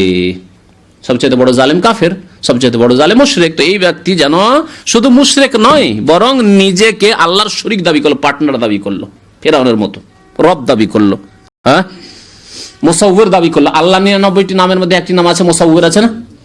আল মুসাউয়িরু লাহুল আসমাউল হুসনা, সূরা হাশরে আছে। হ্যাঁ, হুয়াল্লাহুল্লাযী লা ইলাহা ইল্লা হুয়া আলিমুল গায়বি ওয়াশ শাহাদাতি হুয়ার রহমানুর রহিম। তারপরে হুয়াল্লাহুল্লাযী লা ইলাহা ইল্লা হুয়াল মালিকুল কুদ্দুসুস সালামুল মুমিনুল মুহাইমিনুল আজিজুল জব্বারুল মুতাকাব্বির সুবহানাল্লাহি আম্মা ইউশরিকুন হুয়াল্লাহুল খালিকুল বারি আল মুসাউয়ির। মুসাউয়ির মানে তাসবিরকারী, চিত্র অঙ্কনকারী। তাই আল্লাহর নাম হচ্ছে মুসাউয়ির। কেউ যদি দাবি করে যে আমিও পারি, যাহাবাকা ইয়াখলুকুকা খালকি, আমার মতো সৃষ্টি করতে প্রয়াস চালাই, আল্লাহ বলেছেন ফালিয়াখলুকু যাররা, তাই যদি হয় যে চিত্র অঙ্কন করেই মনে করছে আল্লাহর মতো আমি চিত্র অঙ্কন করতে পারি, ফালিয়াখলুকু যাররা, এক কাজ করো, একটি ক্ষুদ্র পিপিলিকা সৃষ্টি করে দাও। বেশি বড় মানুষ তৈরি করতে তোমাকে বলি না, ফালিয়াখলুকু যাররা, ক্ষুদ্র পিপিলিকা তৈরি করে দাও, সৃষ্টি করে দাও। যাররার প্রসিদ্ধ অর্থ আরবদের মধ্যে হচ্ছে সিগারুন নামল, হ্যাঁ, ছোট পিপিলিকাকে বলা হয়। আর জাররা মানে ধূলিকণা হয়। একদিন এই সম্পর্কে জাররার কয়েকটি অর্থ বলেছিলাম, হ্যাঁ, কারণ মনে আছে? জাররা মানে ধূলিকণা। ধূলিকণা রোদ্রের সময় যদি জানালা খুলে রাখেন, আমাদের দেশে খুব স্পষ্ট দেখা যায়, জানালা খুলে থাকি আমরা তো দেশে, এখানে তো বন্ধ ঘরে থাকা বুঝতে পারেন না, দেখতে পাই। হ্যাঁ, জানালা খুলে থাকলে কেমন মনে হয়? কিছু যেমন ধূলিকণা আসছে। হ্যাঁ হ্যাঁ, তো এই জাররা বলা হয়েছে। আজকাল নতুন অর্থে যে অ্যাটমি জাররা বলা হচ্ছে, ওগুলোকে যে পরমাণুকে জাররা বলা হচ্ছে, কিন্তু আজকাল এটা তৈরি হলো, নবী সাল্লাল্লাহু আলাইহি ওয়াসাল্লাম যুগতে ছিল না। সুতরাং এই অ্যাটমি পরমাণু দিয়ে অর্থ করা ঠিক হবে না, কারণ নবী সাল্লাল্লাহু আলাইহি ওয়াসাল্লাম যখন বলেছেন তখন এই পরমাণুর কোনো ধারণাই ছিল না। সুতরাং জাররা মানে সেই যুগে যে প্রচলিত অর্থগুলি ছিল সেই অর্থগুলি নিতে হবে। প্রথম অর্থ কি বললাম? ক্ষুদ্র পিপিলিকা। হ্যাঁ, আর দ্বিতীয় অর্থ হচ্ছে ধূলিকণা। আর জাররা মানে এক ধরনের হয় খাদ্যদ্রব্য। জাররা চীনা এক ধরনের ছোট ছোট দানা হতো, আমরা দেখেছি ছোট কালে, যেগুলো গরিব মানুষরাও খেত, অথবা ওই পশুর খাদ্য হিসাবে ঘাস হিসাবে তৈরি হয়, চীনা বলে সেগুলোকে, ছোট ছোট দানা।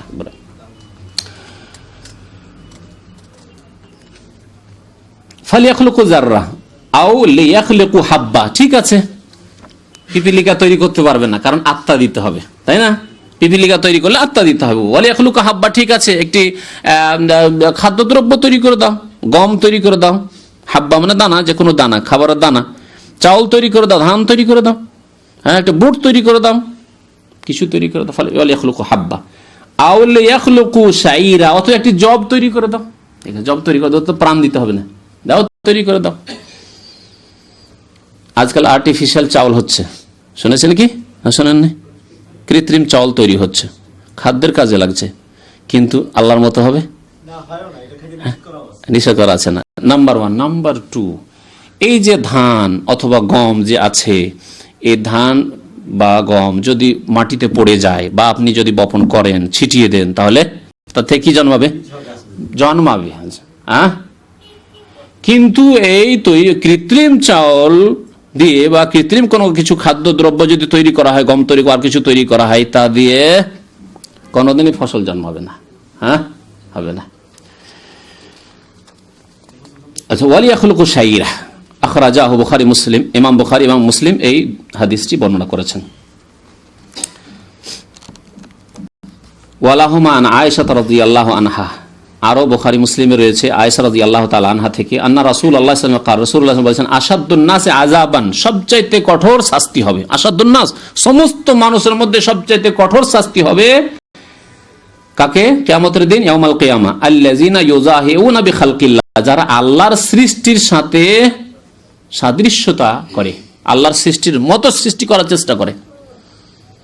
আল্লাহ সৃষ্টি করেছে মানুষ, মানুষের মতো আমি চিত্র অঙ্কন করে দেবো, যেমন মানুষ তেমন, কার কথা বলবে, যার কথা বলবে তার মতো করে তৈরি করে দেবো।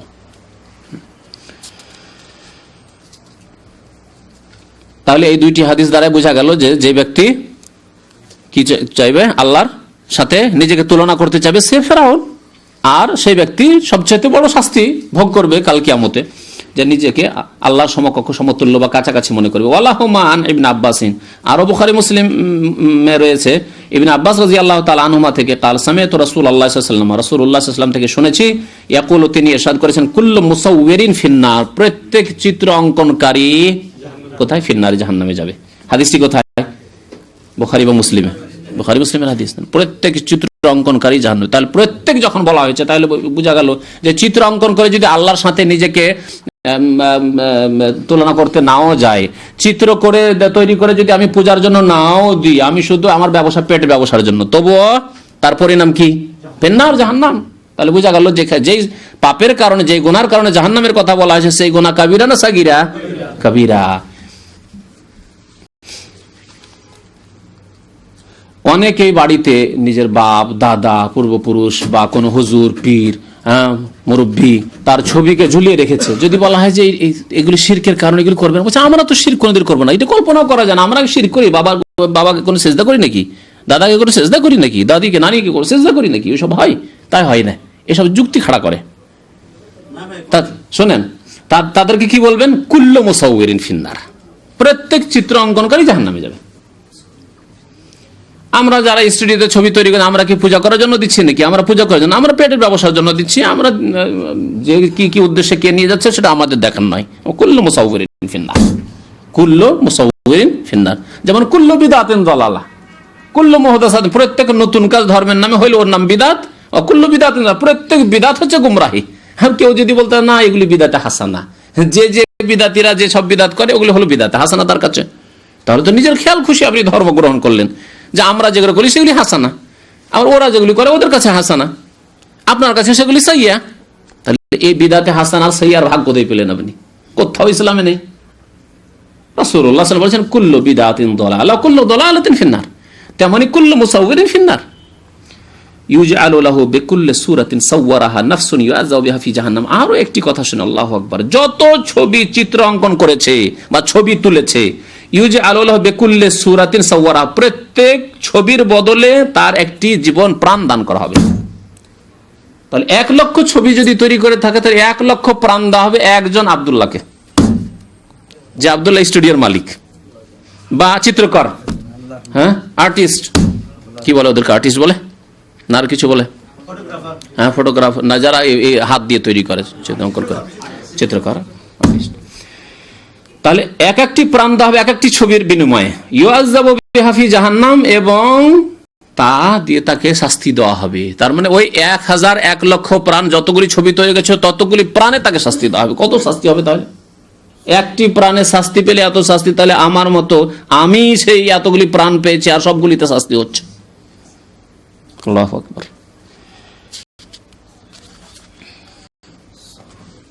এই হাদিসটিও কথাকার? বুখারী মুসলিমের হাদিস, মনে রাখবেন। ওয়ালাহুমা, বারবার এই জন্য বলছি যে বুখারী মুসলিমের হাদিস সবগুলি সহিহ, এবং সমস্ত উম্মত, হানাফি, শাফি, মালিকি, হাম্বলি, সমস্ত উম্মতের ইত্তেফাক রয়েছে, ঐক্যমত রয়েছে যে বুখারী মুসলিমে যত হাদিস আছে সহিহ। তালাক্কাতিল উম্মাহ বিল কবুল, সাদরে গ্রহণ করেছে।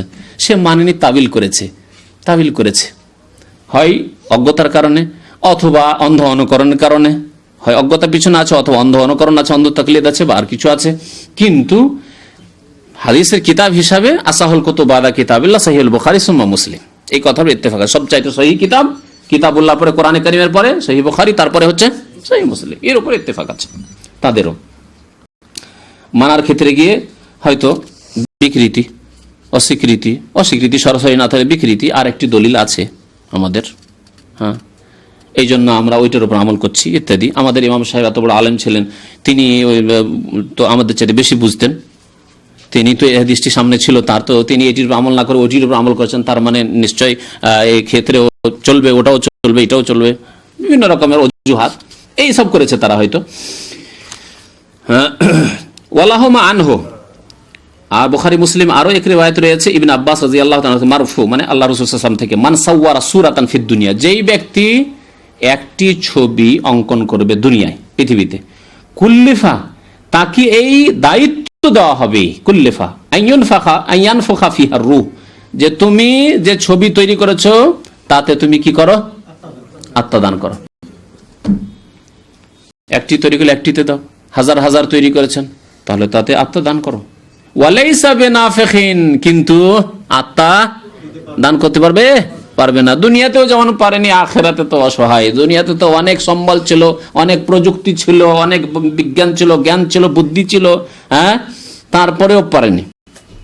যন্ত্রপাতি ছিল, যন্ত্রপাতি দিয়ে অনেক কিছু আমরা আমাদের শ্রেণীর লোকেরা করতে পারছে হয়তো, কিন্তু আখিরাতে তো তখন তো কিছুই থাকবে না। দুনিয়াতেই যখন আপনি আত্মা দিতে পারেননি, আত্মা দিতে পারলে তো মানুষ আর ছেড়ে দিত না। হ্যাঁ, যারা বন্ধা বাঁধা মানুষ ছেলে হয় না, তারা ওই কাজই করতো। হ্যাঁ, ওয়ালাইসা বিনাফিখিন, আত্মা দিতে পারবে না। ওয়ালে মুসলিমের, মুসলিম শরীফে রয়েছে আন আবিল হাইয়াজ তাবেই, আলী রাদিয়াল্লাহু তাআলা আনহু ছাত্র, তিনি বর্ণনা করেছেন কালা লি আলী, আমাকে আলী ইবনে আবি তালিব রাদিয়াল্লাহু তাআলা বলে, চতুর্থ খলিফা রাশিদ রাদিয়াল্লাহু তাআলা আনহু ওয়ারদা, আলা আবআসুকা আলা মা বাসানি আলাইহি রাসূলুল্লাহ সাল্লাল্লাহু আলাইহি ওয়াসাল্লাম, তোমাকে এমন এক দায়িত্ব দিয়ে আমি প্রেরণ করব কি, যেই দায়িত্ব দিয়ে আমাকে প্রেরণ করেছিলেন রাসূলুল্লাহ সাল্লাল্লাহু আলাইহি ওয়াসাল্লাম। আমাকে এক মিশনে পাঠিয়েছিলেন, এক ডিউটিতে পাঠিয়েছিলেন রাসূলুল্লাহ সাল্লাল্লাহু আলাইহি ওয়াসাল্লাম, তার জীবদ্দশায় সেই দায়িত্ব আমি চাইছি তোমাকে দেব। আল্লাহু আকবার। যাতে করে এই কথা বলার উদ্দেশ্য কি, যাতে করে অনুপ্রেরণা সৃষ্টি হয় যে এটি শুধু আলী রাদিয়াল্লাহু তাআলা আনহুর আদেশ না, এটি রাসূলুল্লাহর আদেশ। শুধু যদি এমনি বলা হতো যে তোমাকে এই কাজটিতে পাঠাচ্ছি, তাহলে ওই রকম হয়তো গুরুত্ব না হইতে পারে যে এটি হয়তো আলী রাদিয়াল্লাহু তাআলার হুকুম। আমি যদি আপনাকে বলি যে ভাই এই কাজটি করে আসেন, ভাবেন যে এটা হুজুরের হুকুম, করলে হয় না করলে হয়। কিন্তু যদি বলি আল্লাহ রাসূলের হুকুম, রাসূলুল্লাহ এই কাজ করেছেন, আপনাকে এই কাজ করতে হবে, তাই না? তাহলে তখন ব্যাপার আলাদা, তখন সেটি দিন হিসাবে আপনি করবেন। হ্যাঁ, সেটিকে ইবাদত হিসাবে করবেন, আপনি নেকির আশায় সেটিকে করবেন। আর সেটিকে আপনি না করলে আপনি গুনাহগার হওয়ার ভয়, আশঙ্কা আছে। হ্যাঁ, আল্লাহ এবং রাসূলের নাফরমানির ভয় আছে তখন আপনার।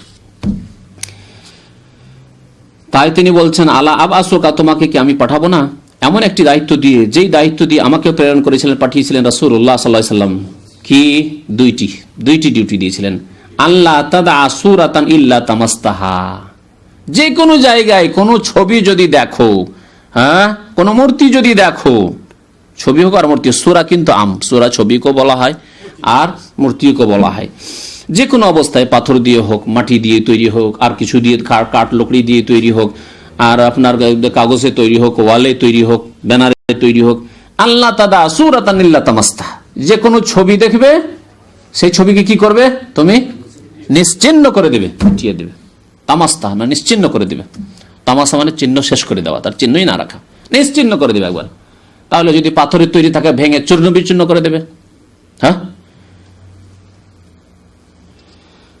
ওয়ালা কবরান মুশরিফান, আর দ্বিতীয় দায়িত্ব, আর কোন উঁচা কবর যদি দেখো, কবরান মুশরিফান, উঁচা কবর, যতটুকু নবী সাল্লাল্লাহু আলাইহি ওয়াসাল্লাম পারমিশন দেন তার বেশি উঁচা, আধা হাতের বেশি, 1 হাত, 1.5 হাত, 2 হাত উঁচা, পাকা কবর, সাজসজ্জিত করা আছে, লক্ষ লক্ষ লোক ফিতনায় পড়ছে, হাজার হাজার লোক আসার পরে সিজদা করছে, চাদর চড়াচ্ছে, ফুল দিচ্ছে।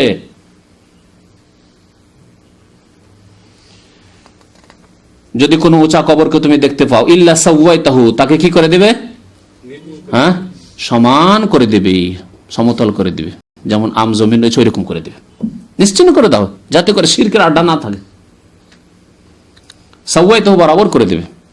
যদি দেখা যায় যে এখানে যদি আধা হাত করে রাখি, কারণ এখানে লক্ষ লক্ষ লোক এসে সিজদা করতো, তাহলে আবার ওই জায়গায় চিনে নিয়ে আবার এসে পূজা শুরু করে দিবে। আজকে ভেঙে গেলাম, আগামী বছর এসে আবার ওরসের মেলা লাগিয়ে দিয়ে পূজা শুরু করে দিবে। তাহলে সবাই তো একেবারে বরাবর করে দেবে, নিশ্চিন্ন করে দেবে ওই জায়গায়, যাতে করে চিনতে না পারে যে কবর কোথায় আছে, ছাপ করে দেবে করে। আর যদি দেখা যায় যে না, এই ফিতনা আর করতে পারবে না, তারা নির্মূল হয়ে গেছে, কবর মাজার পূজারী তারা তাদের কোমর মাজা ভেঙে গেছে, সুতরাং তারা আর এসে এখানে করতে পারবে না, তাহলে মুসলিমের কবরকে আধা হাত উঁচু করে রাখা যায়, যাতে করে বোঝা যায় যে এখানে কবর আছে। আর ফিতনার যদি আশঙ্কা খুব বেশি থাকে, তাহলে সেখান থেকে যদি কিছু থাকেও, প্রথম কথা 30 বছরের বেশি হাড়হাড্ডি থাকে না। 30 বছরের কম, 10-20 বছরের কবর, আর ওই কবর পূজা শুরু হয়েছে, তাহলে হাড়হাড্ডিকে উঠিয়ে নিয়ে গিয়ে অন্য কথা আম কবর, মুসলমান কবরস্থানে এমন জায়গায় দাফন করেন যে হদিস না পায় যে কোন কবরস্থানে দাফন করা হয়েছে, সেখান থেকে সব সাফ করে দেন। ইল্লা সাওয়াইতাহু, একবারে বরাবর করে দেন, সাধারণ সমতল জমিনে পরিণত করে দেন। কার হুকুম? রাসূলুল্লাহ সাল্লাল্লাহু আলাইহি ওয়াসাল্লামের হুকুম, তারপরে আলী রাদিয়াল্লাহু তাআলার হুকুম। সুতরাং আজকে যদি কেউ করে, এটি হচ্ছে আইন শরীয়ত, এটি হচ্ছে শরীয়ত। আর এখান থেকে দাওয়াত শুরু করা উচিত। নবী করিম সাল্লাল্লাহু আলাইহি সাল্লাম মক্কা এসে প্রথম মক্কায় আবু জাহল আবু লাহাবের কাছে নেতৃত্ব ছিনিয়ে নেননি, প্রথম এসে 360টি মূর্তিকে ভেঙেছেন, ঠিক কিনা? কারণ এক শ্রেণীর ইসলামিক দলগুলি এখানে বিভ্রান্তির শিকার হয়েছে। তারা বলে যে লাঠি হাতে থাকলে মহিষ আমরা দখল করে নেব। কথা বুঝতে পারলেন? এটা একটি প্রবাদের অর্থই করলাম। লাঠি যদি থাকে তাহলে মহিষের মালিক কে হবে? যার কাছে লাঠি আছে সে মহিষকে হাঁকিয়ে নিয়ে যাবে। আর একজনের কাছে লাঠি নেই, তাহলে মহিষ যাবে সহজে? তো ওরা বলছে যে আমাদের কাছে যদি প্রশাসন আমরা পেয়ে যাই, পার্লামেন্ট দখল করে নিতে পারি, আমরা যদি পার্লামেন্টে এমপি যদি আমাদের সংখ্যাগরিষ্ঠ হয়ে যায়, তাহলে খালাস আমরা দেশ দখল করে নিলাম। দেশ দখল করলে আমরা সব ঠিক করে নেব। তাহলে জেনাকারীকে ডান্ডা দিয়ে ঠিক করে নেবো, আর কবর পূজারীকে ডান্ডা দিয়ে ঠিক করে নেবো। মিথ্যা কথা। কবর পূজারীকে তারা ঠিক করতেই চায় না, ঠিক করতেই চায় না। তারা তাদের এই সৎ উদ্দেশ্য নেই যে শিরকে তারা নির্মূল করবে। আল্লাহ তাদের এই উদ্দেশ্য নেই, শিরকের বিরুদ্ধে কোনো সময় বলে না। বরং তাদের এই বক্তব্য আছে যে বৃহৎ স্বার্থের জন্য কবর মাজার পূজারীদের সাথে কি করা যাবে? আঘাত করা যাবে। জি, তাদের একজন যোগ্য ব্যক্তির এই বক্তব্য আছে। তো কথা হচ্ছে যে তারা এই ক্ষেত্রে সততা নেই, শিরক নির্মূল করতে চায় না। তারা তাদের পার্থিব যে লোভ লালসা আছে সেটা হাসিল করতে চায়। যে দেখো আমাদের যদি এই ক্ষেত্রে একমত হয়ে যায়, এই কবর মাজার পূজারীরা আট্রজি মাইজবান্ডারি ওয়ালারা শাহজালাল ওয়ালারা, তোমরা যদি এই ক্ষেত্রে একমত হয়ে যাও যে আমাদেরকে তোমরা পার্লামেন্টে পাঠিয়ে দেবে, ভোটটা দেবে, আওয়ামী লীগকে না দিয়ে, বিএনপিকে না দিয়ে, অন্যদেরকে না দিয়ে আমাদেরকে দেবে, তাহলে তোমাদের সাথে আর কোনো বিরোধ নেই, তোমাদের সাথে আর কোনো বিরোধ নেই। ব্যাস, এটি হচ্ছে হাকিকত, যা বোঝার চেষ্টা করতে হবে আপনাকে। বুঝতে না পারলে বোঝার চেষ্টা করেন। নবী করিম সাল্লাল্লাহু আলাইহি ওয়াসাল্লাম মক্কায় ঢুকে প্রথম ওই 360টি মূর্তি ছিল কাবার চারিদিকে, সেগুলিকে যা আল হক ওয়া যাহাকাল বাতিল ইন্নাল বাতিলা কানা যাহুকা, এই বলে প্রথম নিশ্চিহ্ন করেছেন। তারপরে সেগুলি যে ঝরে ঝরে ধ্বংস হয়ে পড়েছে সেগুলিকে সবকে উঠিয়ে সাহাবায়ে কেরাম হুকুম দিয়ে সব ফেলো, পরিষ্কার করো, এই কাবাকে বাইতুল্লাহকে পরিষ্কার করো শিরকের আড্ডা থেকে। তারপরে তখন চিন্তা করেছেন যে হ্যাঁ, মক্কার ইমারত কাকে দেওয়া হবে? আমি তো মদিনায় ফিরে চলে যাব, তাহলে মক্কার আমির দায়িত্বশীল কাকে দেওয়া হবে? কাবা শরীফের চাবি কাকে দেওয়া হবে? এগুলো পরে করেছেন। বুঝতে পারছেন? বোঝার চেষ্টা করবেন। আর শুধু লাঠি হাতে থাকলেই আর পার্লামেন্টে ঢুকে থাকলেই আমরা সব ঠিক করে দেবো, কোনোদিন ঠিক করা যাবে না, কোনোদিন ঠিক করা যাবে না। আর শুরু করতে হবে শিরক থেকে, শুরু করতে হবে। হাজার হাজার লক্ষ লক্ষ মাজার কবর থেকে যাবে, গায়রুল্লাহর সেজদা হবে। আর বলবেন যে আমরা বেশ্যাখানা দূর করতে চাই, আমরা মদের দোকান দূর করতে চাই, লাইসেন্স ক্যান্সেল করতে চাই। কিছুদিন পরে বলবেন না না না, আমাদের ওগুলো উদ্দেশ্য নয়। বলেছো একজন যে আমরা ওই ইসলামের খেদমতের জন্য আসিনি, বলেছে না? আমাদের অনেক ভাইয়ের এই জন্য সাক্ষী আছে। হ্যাঁ, কি বলছে? আমরা একটি বড় বড় দলকে বড় ঠেকাইতে এসেছি, যাদের নিয়ে বেশি আশঙ্কা আছে, তাদেরকে ঠেকাইতে এসেছি। তাহলে দেখেন ধীরে ধীরে কথা, যারা শরীয়তের উপর না থাকে, কোরআন এবং হাদিসের এই যে সিরাতে মুস্তাকিম তার উপর না থাকে, তাদের কথা কিন্তু সময় সময় চেঞ্জ হতে থাকে। আর কোরআন এবং হাদিসের উপর যখন অটল থাকবেন, কথা একরকম। আমরা কবর পূজা, মাজার পূজা, মূর্তি পূজা, আল্লাহ ছাড়া অন্যের পূজাকে প্রথম মেটাতে এসেছি, যার জন্য আম্বিয়া এবং রাসূলগণ প্রেরিত হয়েছেন, এবং রাসূলুল্লাহ সাল্লাল্লাহু আলাইহি ওয়াসাল্লাম এই সুন্নাত আমাদের মাঝে রেখে গেছেন, এই আদর্শ রেখে গেছেন। এটি হচ্ছে আদর্শ।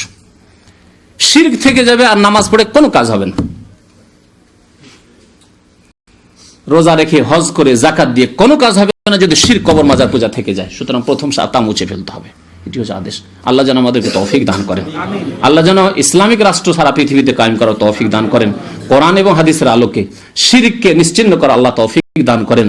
আল্লাহ রাব্বুল আলামিন কাতিলুহুম হাত্তা লা তাকুনা ফিতনাহ। আর নবী সাল্লাল্লাহু আলাইহি ওয়াসাল্লাম আল ফিতরাতু আশ-শিরকু আল ফিতরাতু আশ-শিরকু আল ফিতরাতু আশ-শিরক। অতক্ষণ পর্যন্ত তোমরা সংগ্রাম করো যতক্ষণ পর্যন্ত ফিতনা থাকবে পৃথিবীতে। আর ফিতনা তাফসীর স্বয়ং নবী সাল্লাল্লাহু আলাইহি ওয়াসাল্লাম করেছেন, ফিতনা হচ্ছে শিরক, শিরক, শিরক। এই হচ্ছে ফিতনা। সবচেয়ে বড় ফিতনা হচ্ছে ইমানের ফিতনা। শিরক থাকলে আর ইমান থাকছে না। শিরক থাকলে নামাজ পড়ে লাভ নেই, রোজা রেখে লাভ নেই, হজ করে লাভ নেই, উমরা করে লাভ নেই, যাকাত দিয়ে লাভ নেই, কোনো কাজে লাভ নেই শিরক থাকলে। আর শিরক যদি না থাকে আর নামাজ পড়ে আর কেউ কাবিরা গুনাহ করে, আল্লাহ গফুর রহিম মাফ করে দিতে পারে কোনোদিন। কিন্তু শিরকের অবস্থায় মরে গেলে কোনো ক্ষেত্রেই মাফ হবে না। ইন্নাল্লাহ লা ইয়াগফিরু আন ইউশরাকা বিহি। আর শিরকের রাস্তা হচ্ছে দুইটি, একটি হচ্ছে কবর পাকা করা, কবরকে সাজসজ্জিত করা, আর একটি হচ্ছে মূর্তি বা চিত্র অঙ্কন করা বা খোলা জায়গায় রাখা, ঝুলিয়ে রাখা বা হেফাজতে রাখা, এসব থেকে যথাসাধ্য নিজেকে বাঁচিয়ে রাখার চেষ্টা করুন। আল্লাহ যেন আমাদেরকে নেক আমলের তৌফিক দান করেন, গুনাহ থেকে বেঁচে থাকার আল্লাহ তৌফিক দান করেন। আল্লাহ রাব্বুল আলামিন আমাদেরকে অন্যায় থেকে, পাপের কাজ থেকে যেন বাঁচিয়ে রাখেন। আমিন। সাল্লাল্লাহু আলা নবিয়িনা মুহাম্মদ ওয়া আলা আলিহি ওয়া সাহবিহি আজমাইন। চাকরিজীবীরা যারা অফিসে ফটো রাখতে বাধ্য, রাষ্ট্রপ্রধান বা সরকার প্রধানের, তারা ব্যাপারে কি হবে? বাধ্য যদি করা হয় তো গুনাহ হবে না তার। কেন? অফিসের মালিক আপনি না, অফিসের একজন আপনি চাকরা, আপনি অফিসের মালিক নন। অফিসের মালিক আছে রাষ্ট্রনেতা, তারা গুনাহগার হবে। তবে যদি আপনাকে সেজদা করতে, প্রণাম করতে, সেজদা করতে বাধ্য করা হয়, তাহলে চাকরি ছেড়ে দেবেন। আমি শিরক, আমি মুশরিক হব না। জি,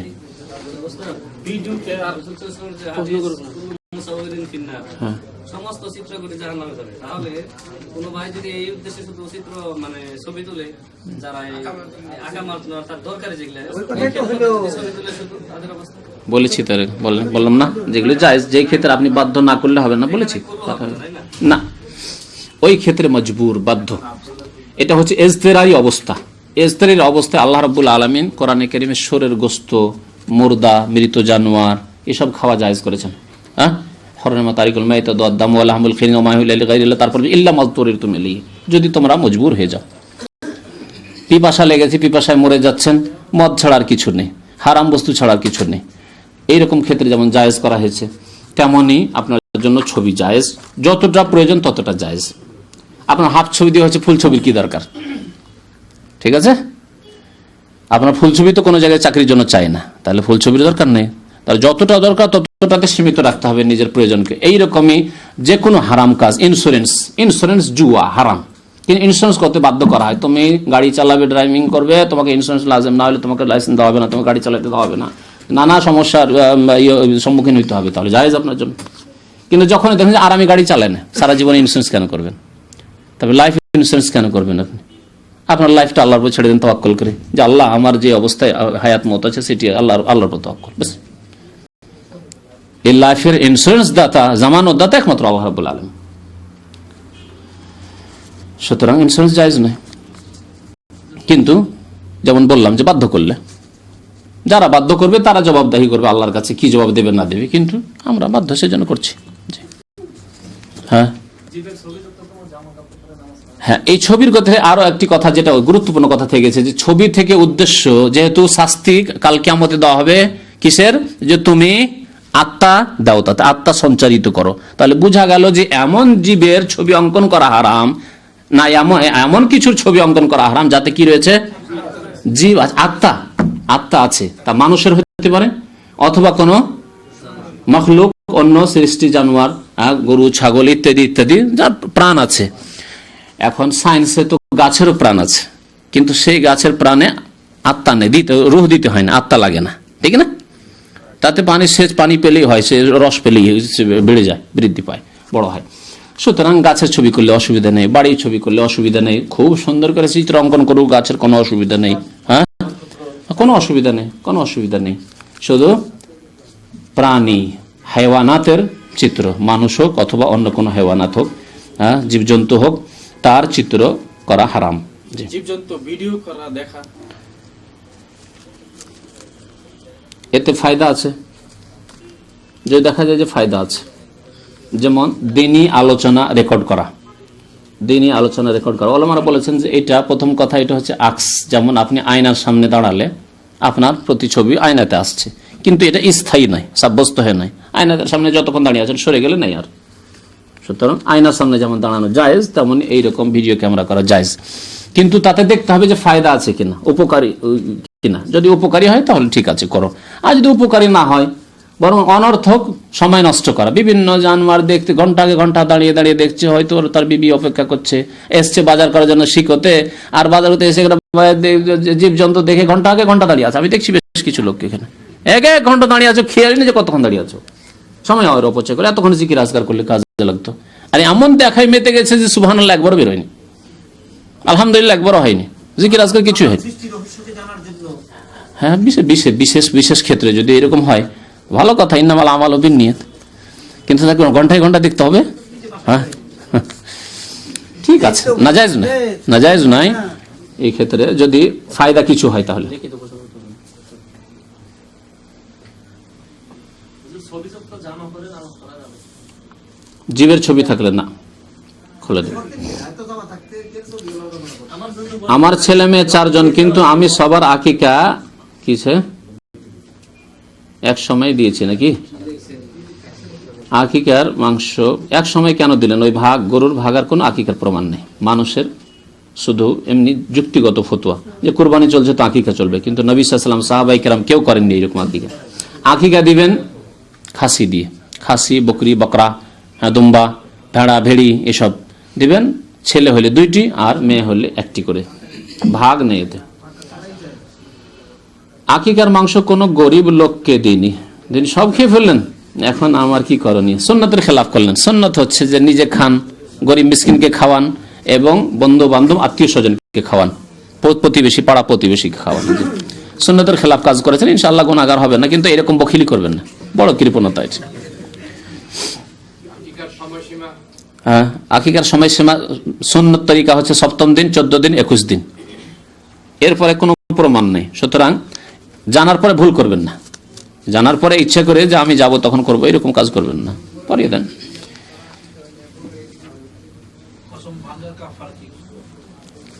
বর্তমান যুগে মোবাইল ফোনের মেমোরিতে অনেকে ছবি রাখেন, তা কতদূর শরীয়ত সম্মত? মেমোরিতে যদি এর উপরে থাকে, সবসময় স্ক্রিনে থাকে, তাহলে ঠিক না, কিন্তু যদি সবসময় স্ক্রিনে না থাকে, ভিতরে আছে, আর কখনো প্রয়োজনে সেটা প্রয়োজন পড়তে পারে, অসুবিধা নেই ইনশাআল্লাহ। বিবাহ করা ফরজ নাকি সুন্নত? মাশাআল্লাহ, বিবাহের ক্ষেত্রে রেখেছেন। কালকে রাত্রে এক ভাই জিজ্ঞেস করছিল, এই জবাব কালকে রাত্রে দিয়েছি, ওনারাই তো করেননি আবার। আচ্ছা, খেতে বসে সালাম দেওয়া যাবে কি? আর এবং জবাব দেওয়া যাবে কি? 2টি প্রশ্ন। বিবাহ করা ফরজ নাকি সুন্নত, আপনার অবস্থা আর উপর নির্ভর করছে। বিবাহ করা কখনো ফরজ আর কখনো নাজায়েজ, আর সাধারণ অবস্থায় অধিকাংশ মানুষের জন্য সুন্নত। কি বুঝলেন? বুঝলেন 3টি হুকুম। ফরজ কখন? যখন বিবাহ না করলে গুনাহ হচ্ছে। সাবালক মানুষ এখন বিবাহ না করলে মন মানসিকতা ঠিক নেই, বাজারে গেলে শুধু ওই লেডিস মার্কেট যেতে ইচ্ছা করে, হ্যাঁ, ওই মহিলা দিয়ে দেখতে ইচ্ছা করে, হ্যাঁ, টেলিফোন করতে ইচ্ছা করে, চাচাতো বোন মামাতো বোনদের টেলিফোন করি, আর যাচ্ছে ওতে মোবাইল বিল যাচ্ছে, হ্যাঁ, ইন্টারনেটে যখন তখন বসেন, আর শুধু খালাতো বোন, মামাতো বোন, ফুফাতো বোন, ভাবি আর শালি, বিয়ে তো করেননি, ইত্যাদি ইত্যাদি, বা ভাইয়ের শালি, অমক তমক, এই গল্প শুধু গল্প করতে ভালো লাগে, গুনাহ। হস্তমৈথুন ইত্যাদি ইত্যাদি, আরো গুনাহ, জেনার আশঙ্কা, চোখের জেনা, এসব হওয়ার আশঙ্কা, তাহলে বিবাহ করা ফরজ, তাহলে বিবাহ করা ফরজ। গুনাহ থেকে বাঁচা ফরজ, সেই জন্য গুনাহ থেকে বাঁচতে পারবেন বিবাহ করলে, সেই জন্য ফরজ। আর বিবাহ করা নাজায়েজ কখন? যখন কারো কাছে পুরুষত্ব থাকবে না, বিয়ে করে হক আদায় করতে পারবেন না, তখন বিবাহ করা নাজায়েজ। হুকুমটা শুনেন, গল্প না করে। আর সাধারণ অবস্থায় সাবালক হলে বিয়ে করা সুন্নত, সাবালক হলেই বিয়ে করা সুন্নত, যত তাড়াতাড়ি করতে পারেন ভালো কথা। জি, সালাম, সালাম যেই কোনো অবস্থায় দেওয়া যাবে, সালাম যে কোনো অবস্থায় দেওয়া যাবে, খাওয়ার অবস্থায় দেওয়া যাবে, নামাজের অবস্থায় দেওয়া যাবে, হ্যাঁ, কোরআন তেলাওয়াতের অবস্থায় দেওয়া যাবে, পেশাব পায়খানা থেকে আছে, বাথরুমে আছে, ওর বাড়িতে গেছেন, অফিসে গেছেন, দেখছেন বাথরুমে ঢুকে গেছে, সালাম আলাইকুম বাইরে থেকে বলেন, কোনো অসুবিধা নেই, সব অবস্থায় সালাম দেওয়া যাবে। জবাব কিছু কিছু অবস্থায় দেওয়া যাবে, নামাজের অবস্থায় জবাব দেওয়া যাবে না ওয়ালাইকুম আসসালাম বলে। কোরআন তেলাওয়াতের অবস্থায় কোরআন তেলাওয়াতকে একবারে মধ্যখানে স্টপ করে দিয়ে দেওয়া যাবে না, আয়াত কমপক্ষে শেষ করতে হবে, অথবা কোরআনটা রেখে তারপর দিতে হবে। আর নাপাকি অবস্থায়, পেশাব পায়খানার অবস্থায় বাথরুমে ঢুকে আছে না, সালাম দিল, আর বাথরুমের ভিতর তো ওয়ালাইকুম সালাম, বসেন, আসছি না, জায়েজ না, জায়েজ না। তাহলে জবাব দেওয়া ওয়াজিব, কিন্তু জবাব তখন দেওয়া যাবে না, পরে বাথরুম থেকে বেরিয়ে জবাব দেবেন, নামাজ শেষ করে জবাব দেবেন, কোরআনের আয়াতটা শেষ করে জবাব দেবেন। আর খাওয়ার সময় সালাম দেওয়া যাবে, আর খাওয়ার সময় সালামের জবাবও দেওয়া যাবে। হ্যাঁ, কি স্যার? ওযু করছে ওই অবস্থায়? না, সব ভুল কথা। ওযুর অবস্থায় কথা যখন বলা যায় তো নেকির কথা বলা যাবে না, সালাম দিলে নেকি, হ্যাঁ, 30 নেকি, আসসালামু আলাইকুম ওয়া রাহমাতুল্লাহি ওয়া বারাকাতুহু বলে ওয়ালাইকুম আসসালাম ওয়া রাহমাতুল্লাহি ওয়া বারাকাতুহু 30 নেকি, এটা কি করা যাবে না, কোনো অসুবিধা নেই ইনশাআল্লাহ। এগুলি সব ভ্রান্ত ধারণায় জাহেলদের ফতোয়া, জাহেলদের ফতোয়া, আর আমাদের দেশের জাহেল কিতাবগুলিতে আছে। হ্যাঁ হ্যাঁ, সব জায়গায় ফেরেশতা থাকে, এখানেও ফেরেশতা আছে, মসজিদেও ফেরেশতা আছে। জি জি জি, না ওই লোক পরে জবাব দিবে, জবাব অবশ্যই দিতে হবে। আর ওযুর সময় জবাব দিতে অসুবিধা কি?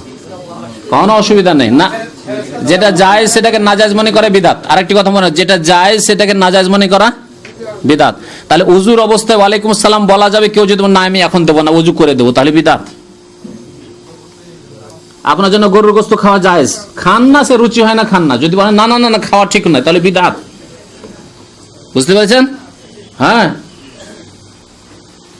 ওয়া সাল্লাল্লাহু আলা নবিয়িনা মুহাম্মদ ওয়া আলা আলিহি ওয়া সাহবিহি আজমাইন।